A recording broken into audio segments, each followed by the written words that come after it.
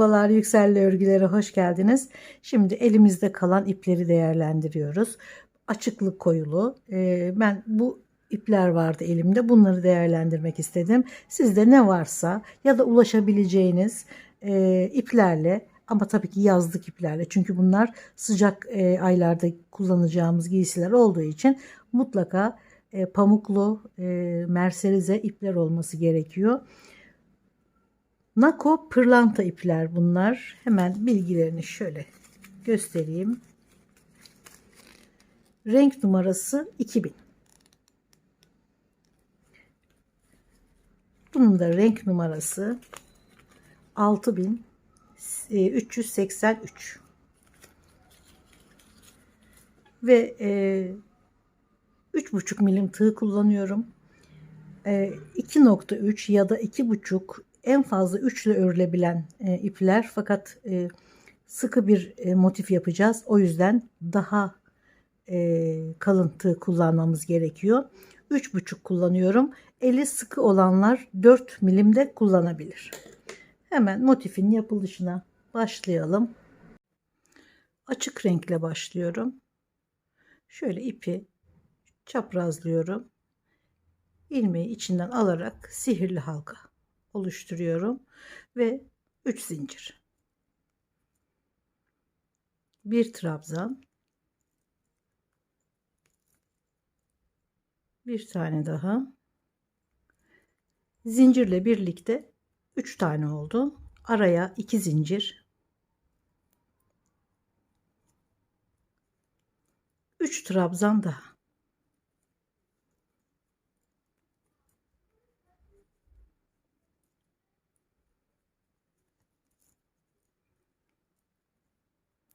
iki zincir,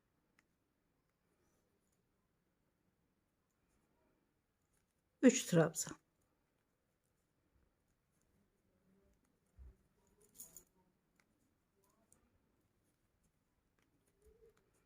iki zincir, 3 trabzan daha.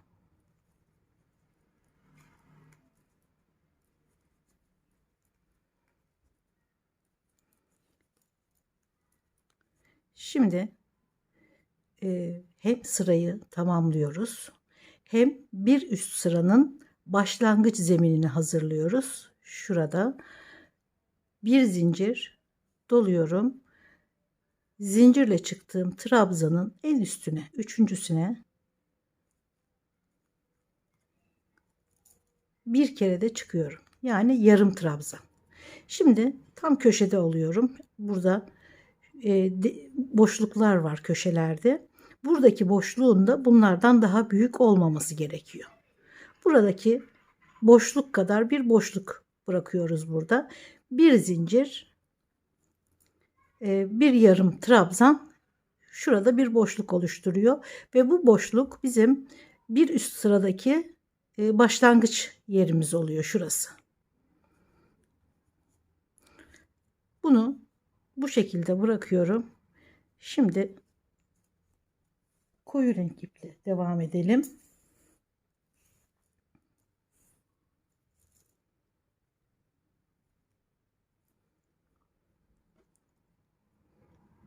Şöyle şuradaki 3 trabzanın arasına batalım. 3. trabzanda orta trabzanın arasına şöyle bağlıyorum. 1 2 3 4 zincir çekiyorum. Köşeyi atlayıp 3 trabzanın ilkiyle ikincisi arasına batıyorum. İlmeği bu şekilde değil. Bu şekilde batmıyoruz. Şöyle boşluğa 1 2 3 zincir şuraya boşluğa. Köşelerde 4 zincir, trabzan üstünde 3 zincir çekiyoruz. 1 2 3 4 zincir, ilmeği geride bırakıyoruz. 2 trabzan arasına, ilmek içerisine değil. 1 2 3 zincir. Şimdi şöyle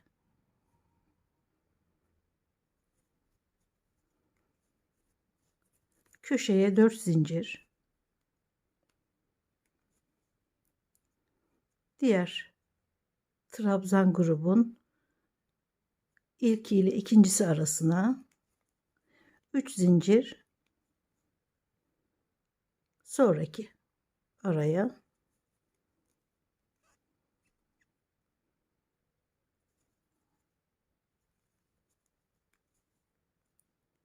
köşeye 4 zincir,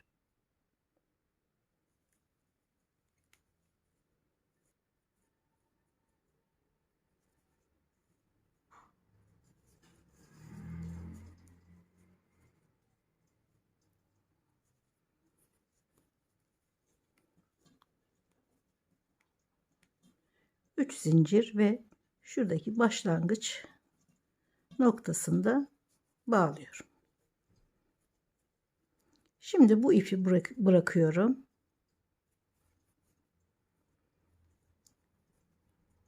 Buraya geçiyorum.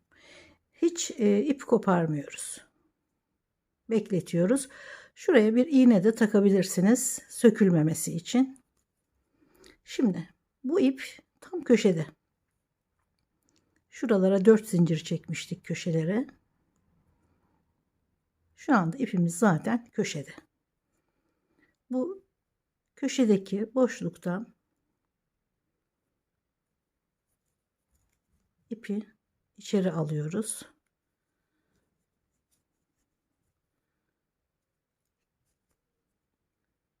İyice oturtalım ilmeğin içerisine.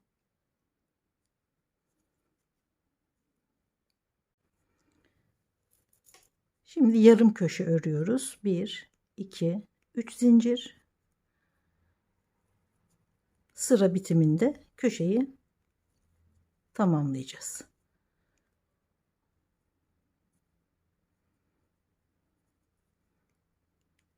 İki zincir. Şuradaki örgüyü atlıyoruz. Köşeye geliyoruz. Şurayı atlıyoruz. Diğer köşeye.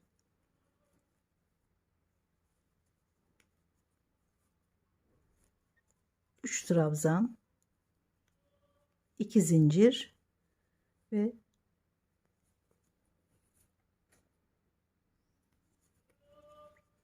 3 trabzan.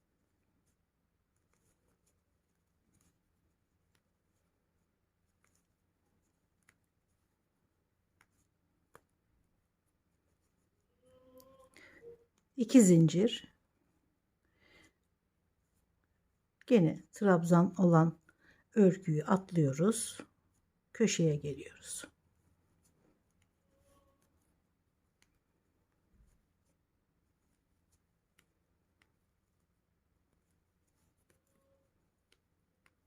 Üç trabzan, 2 zincir, 3 trabzan.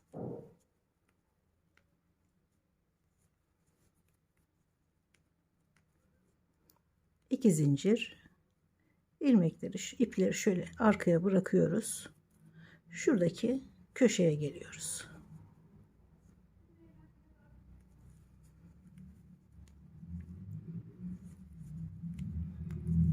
Gene 3 trabzan, 2 zincir ve 3 trabzan.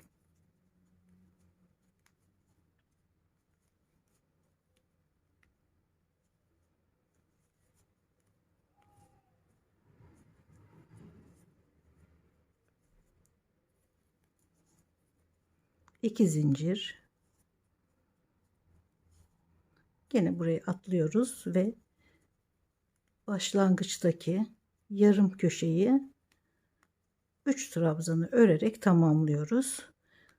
Gene hem sırayı tamamlıyoruz hem bir üst sıranın başlangıç zeminini oluşturuyoruz. Bir zincir doluyoruz. Şu zincirle çıktığımız trabzanın en üstüne bir kere de çıkıyoruz yarım trabzan. Tam köşenin ortasındayız. şuradaki mesafeye yarım trabzanı örüyoruz. Biterken de şu mesafeyi doldurup kapatıyoruz bu şekilde. Şimdi bunu da bırakıyoruz. Koyu renk ipe geçiyoruz. Siz daha renkli iplerle örerseniz daha da güzel görüntü ortaya çıkar. Ben elimdeki ipleri değerlendirmek açısından bunları örüyorum. Şimdi şurada ipi içeri alıyorum.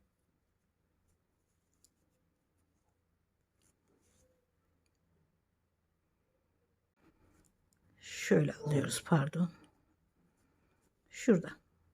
Şuradaki 3 trabzanın içinden, yani gene böyle batmıyoruz.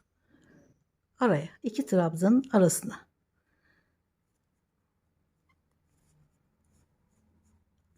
Bir, iki, üç, dört.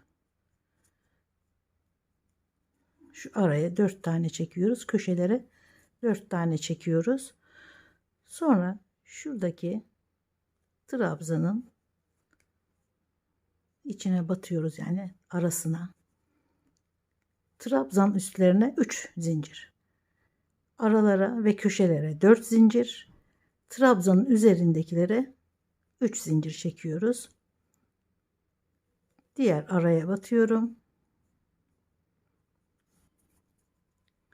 Köşeye gene 4 zincir. Diğer 3 trabzanın arasına şimdi 3 zincir.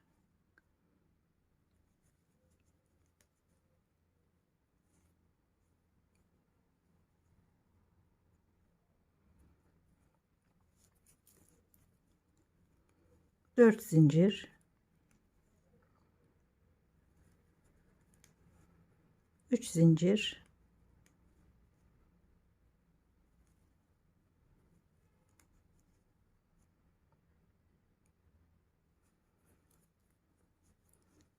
Dört zincir köşede. Şöyle arkada bırakıyorum ve hemen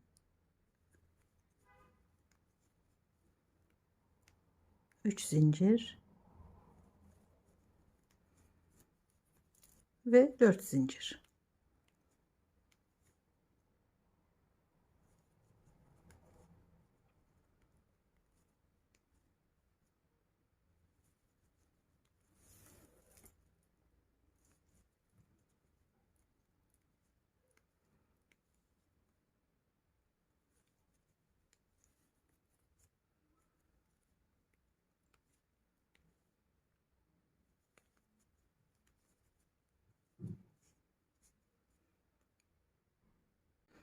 Sıra sonunda gene 3 zincir, başladığımız noktaya bir sık iğne ve ipi uzatıp bırakıyorum sökülmemesi için. Diğerine geçiyorum.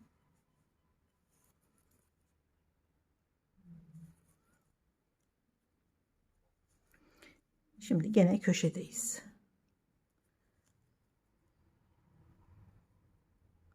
Şöyle köşeden şöyle tığı tutun. İlmeği de arkadan tığın üstüne alıyoruz ve içinden geçirerek bu şekilde köşeye geliyoruz. Gene yarım köşe örüyoruz.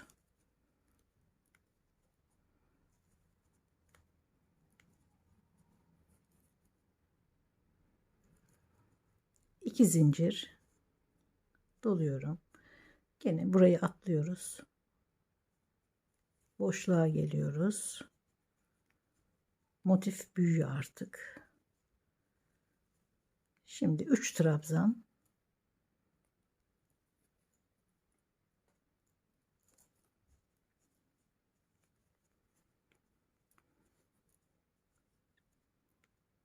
iki zincir köşeye,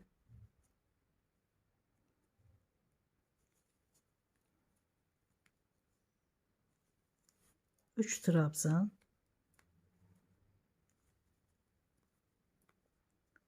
2 zincir ve 3 trabzan.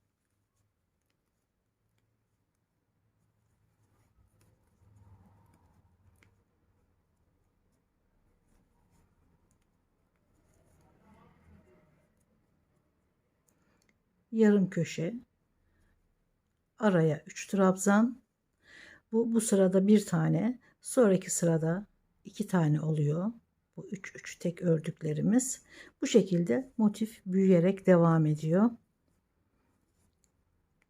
2 zincir. Bu açık rengi örerken aralar hep 2 zincir. Şimdi şuradaki boşluğa geçiyorum.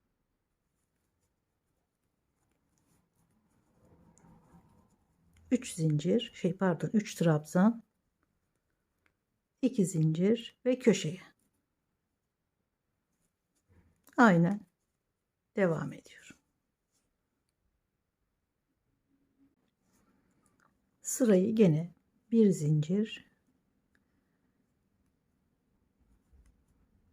üçüncü zincire yarım trabzanla bağlıyoruz.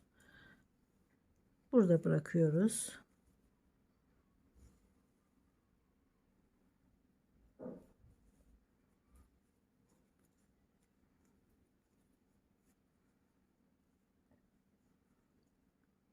Şuradaki trabzanların baştaki ile ortadaki arasına bu şekilde tutuyorum ve ilmekle alıyorum.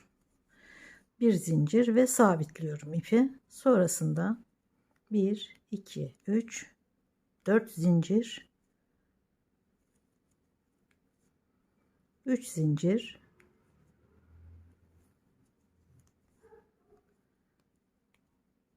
4 zincir,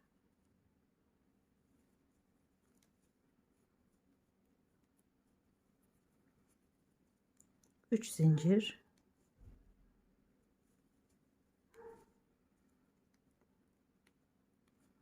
4 zincir. Bu şekilde devam ediyorum. Gayet kolay bir örgü.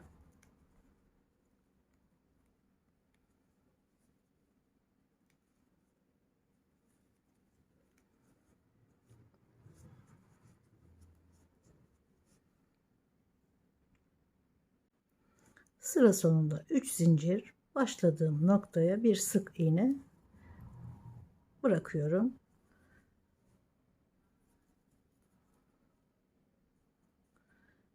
Köşede ipi alıyorum tığın üstüne, şu ilmeği ve küçültüyorum, öne alıyorum, sıkılaştırıyorum, sabitliyorum ipi bir zincirle. Bu şekilde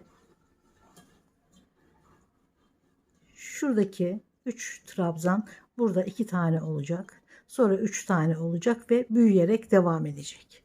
Gene yarım köşe,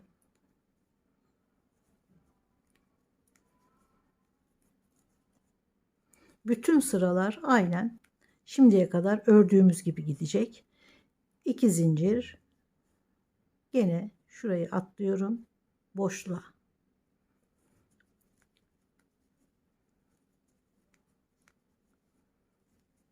3 trabzan, 2 zincir, burayı atlıyorum boşluğa,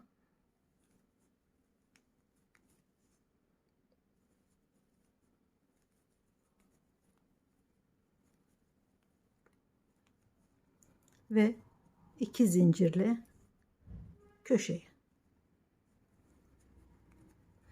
Şimdi 3 trabzan, 2 zincir, 3 trabzan, köşeyi oluşturuyoruz. Hep ördüğümüz gibi. Burada köşeler vardı. Bu sırada bir tane 3 trabzan grubu eklendi. Şimdi 2 tane, sonra 3 tane. Bu şekilde istediğimiz ölçüye gelene kadar devam ediyoruz.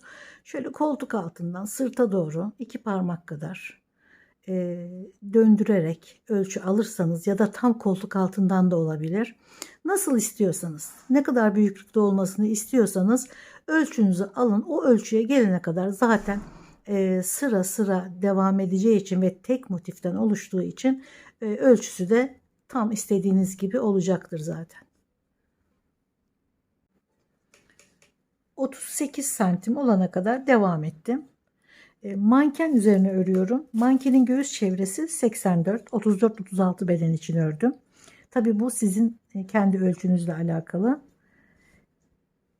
Bu son sırada ufak bir değişiklik yaptım.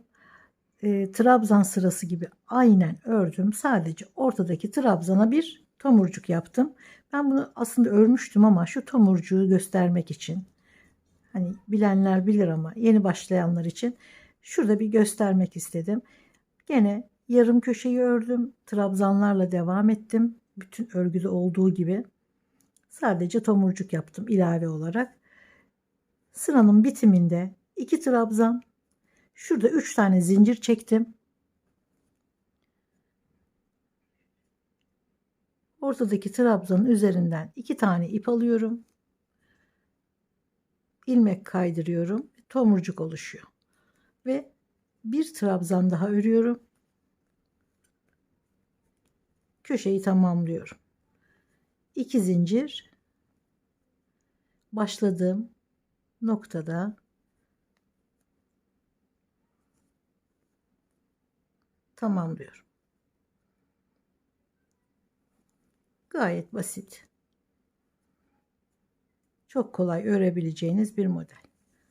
Şimdi dediğim gibi 38 santim ördüm. Şöyle yakından da göstereyim. Harika bir model.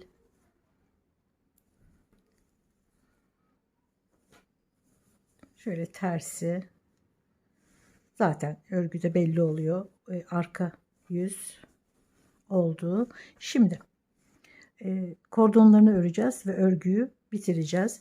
Bir tane köşeye şuradan 2 tane kordon örüyoruz boyunda bağlamak için. Sonra yanlardan da kordon yapıyoruz bedeni bağlamak için. Koyu renk ipi o yüzden kopardım. Koyu renk kullanmak istiyorum çünkü. Daha önceki örgülerde de kullandığım bir model, zincir modeli çalışmak istedim. Şöyle köşeye geliyorum ve bir sık iğne.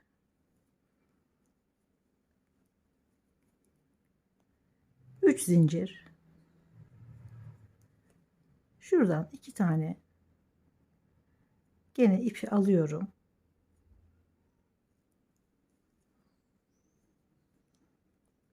Trabzan. Burada 2 trabzanın arası, şu araya batıyoruz. Bir bu tarafa çeviriyorum, bir bu tarafa çevirerek örüyorum. Şimdi 2 zincir doluyorum. Şöyle çeviriyorum. 2 trabzanın arasına trabzan. Sonra tekrar bu tarafa döndürüyorum. 2 zincir, gene 2 trabzanın arasına. Boşluğa yani. 2 zincir çeviriyorum. Gene 2 trabzanın arasına.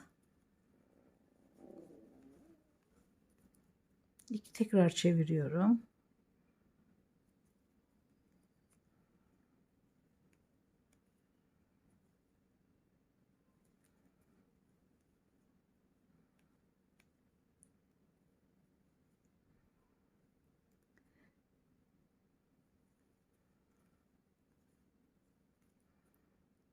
Çevirmeyi unutmayın. 2 zincir, 2 trabzanın arasına.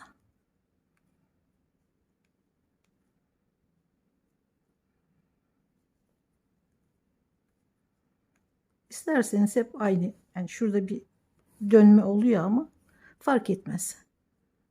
Hangi tarafa çevireceğiniz önemli olan örgüyü çevirerek örmek. Tekrar bu tarafa çeviriyorum. 2 zincir, gene çeviriyorum. Hep trabzanların arasına. Şöyle güzel bir zincir görüntü oluşuyor. Koyu renkte çok gözükmese de güzel bir kordon oluyor.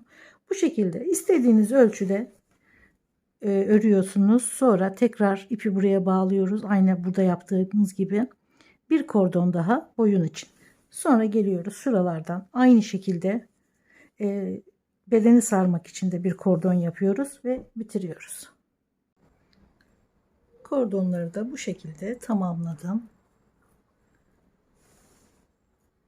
Şimdi hemen mankenin üzerinde görsellerini hazırlayıp videonun bitimine ekleyeceğim. Umarım beğenmişsinizdir. Umarım yine işinize yarayan, hoşunuza giden modellerden biri olmuştur. Videolarımı beğeniyorsanız, bundan sonrakileri de izlemek isterseniz beğenmeyi ve abone olmayı lütfen unutmayın. Görüşmek üzere, sağlıkla kalın.